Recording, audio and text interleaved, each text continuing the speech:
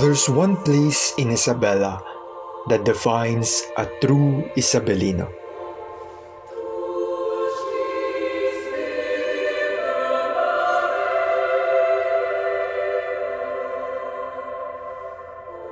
In a quiet northern Luzon province of Isabela, located in Cagayan Valley region where agriculture flourishes, the Catholic faithful of the province thrives due to the fact that one of the most notable Marian shrines in the country is located in the area.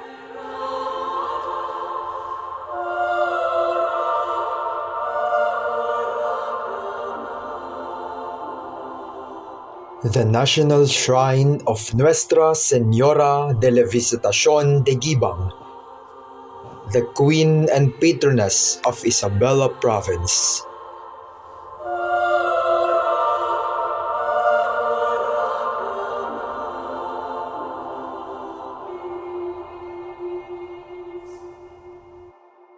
The origins of the Virgin of Guibang can be traced in 1905, when a young man found the image floating near the riverbank of Barrio Guibang in Gamu, Isabela.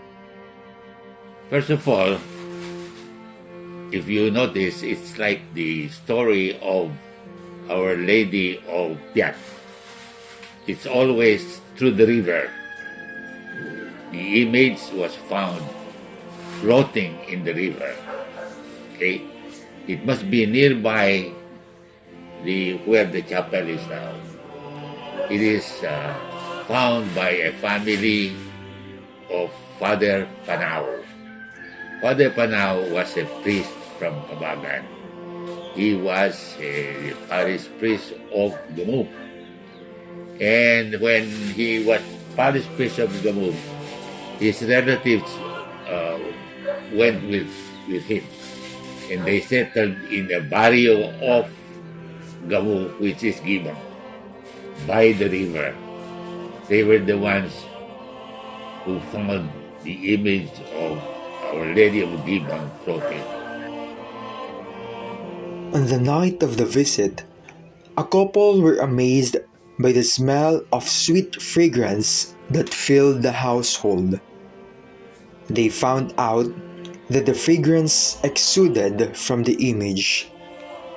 The news about the prodigies of the image spread like wildfire in the whole town. From then on, the image of the Our Lady of the Visitation became popularly known as the Lady of Guibang.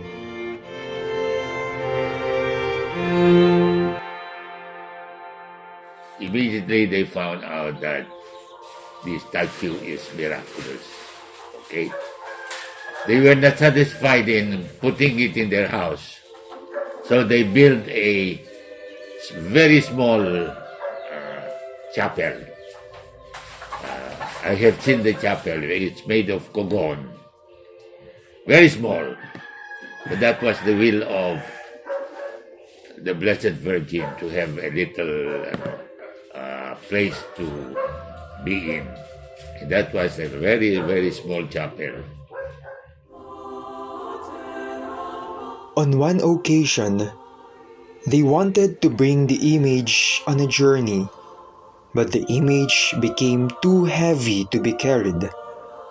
They took it as a sign that Our Lady wished not to be moved to a different location and she wanted to stay in Guibang. Then people started to venerate the statue, and there were very many miracles attached to the power of the Virgin. It took time before they would build a chapel. And the chapel was built, concrete chapel yan, was Father Pio Morales, who was parish priest of Ilagan. With numerous miracles that continuously being reported and attested by her devotees, the image was granted the honor of episcopal coronation on May 26, 1973.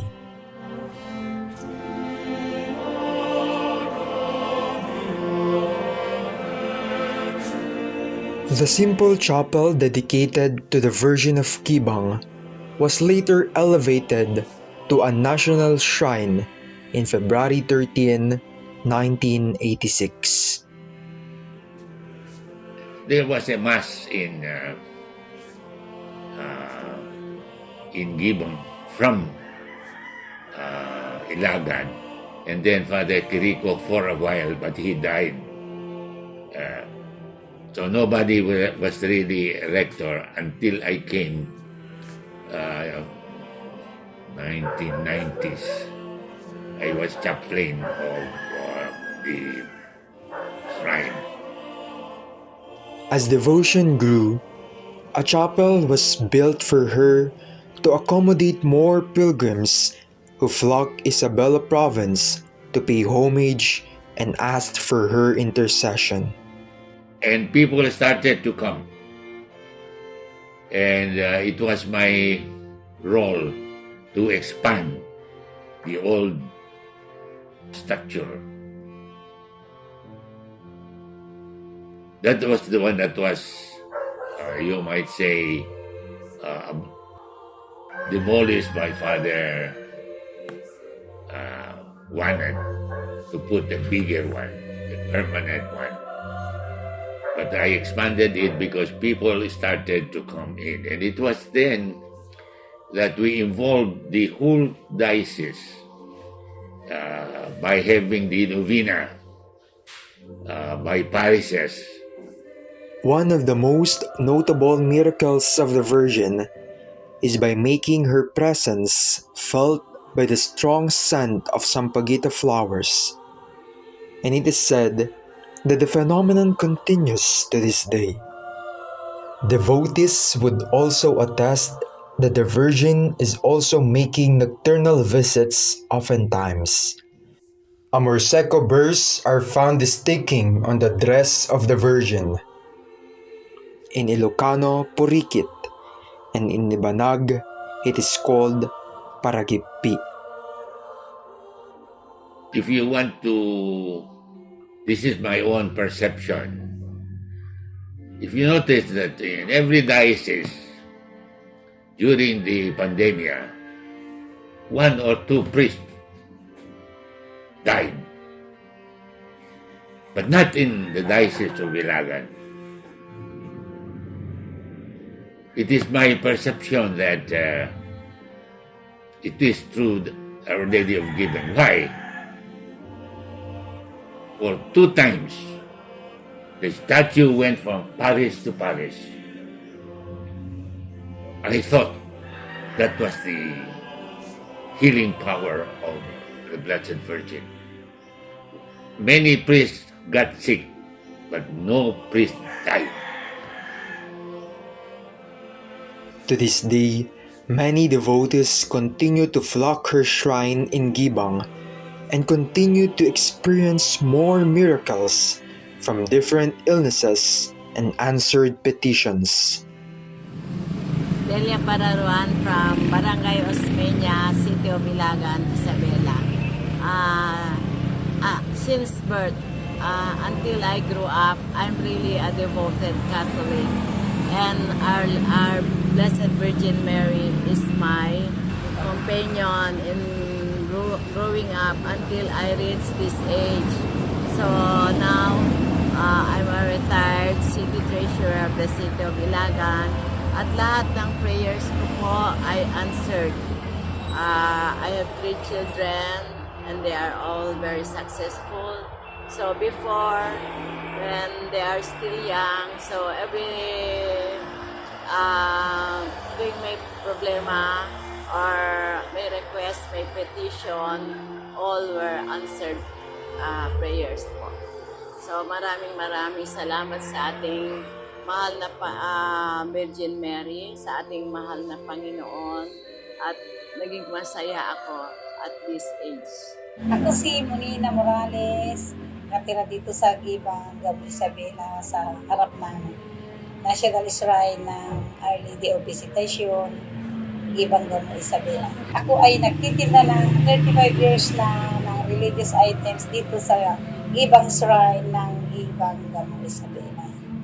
Ang masasabi ko dito sa Guibang Shrine ng Mama Mary ay napakaraming dumadayo at maraming devoto dito sa Guibang Shrine ng Our Lady of Visitation. Linggo-linggo maraming bibisita dyan, lalong-lalo na sa kapistahan ng Our Lady of Guibang. The love and devotion of the people of Isabella to the Virgin prove that she is truly the Queen and Mother of Isabela Province.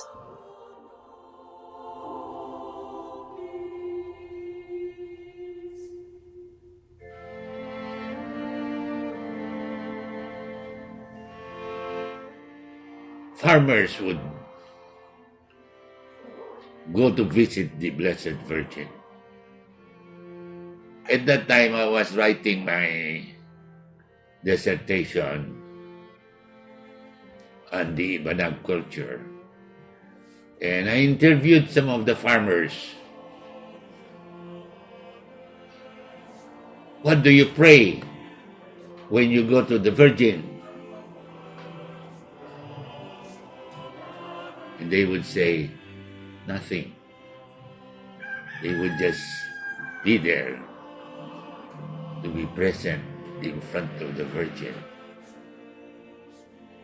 In Ibanag, they use the word makitaful. Okay? So I started to study the word makitaful because the farmers would say, may kami laman makitaful. Makitaful comes from the word makitamful. To join, to commune.